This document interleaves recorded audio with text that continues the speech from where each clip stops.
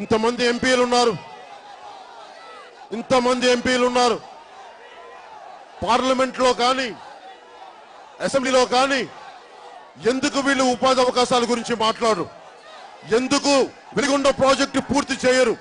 తెలుగుదేశం నాయకులు మాట్లాడరు, వైసీపీ నాయకులు మాట్లాడరు.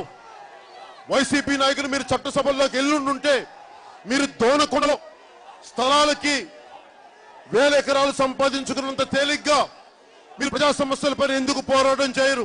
ఉపాధి అవకాశాల గురించి ఎందుకు మాట్లాడరు? వెలిగొండ ప్రాజెక్టుని పూర్తి చేయాలని మీరు ఎందుకు చట్టసభల్లో బలంగా ప్రభుత్వాన్ని ఎందుకు నిలదీయరు?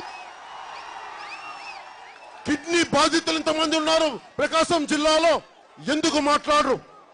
వీటన్నిటికీ మాట్లాడాలంటే ఆశ లేని వాళ్ళు కావాలి, మార్పు కావాలని కోరుకునే వాళ్ళు ప్రభుత్వానికి రావాలి. నేను మీకు అండగా ఉంటాను, మీకు ఉపాధి అవకాశాలు కల్పిస్తాను. ఆశ లేని వాడిని, ఆదుకోవాలనుకునే తపనున్న వాడిని, ఉన్న ఆస్తిని వదులుకొని వచ్చిన వాడిని నేను మీకు అండగా ఉంటానని తెలియజేసుకుంటున్నాను. పొద్దున రాయలసీమలో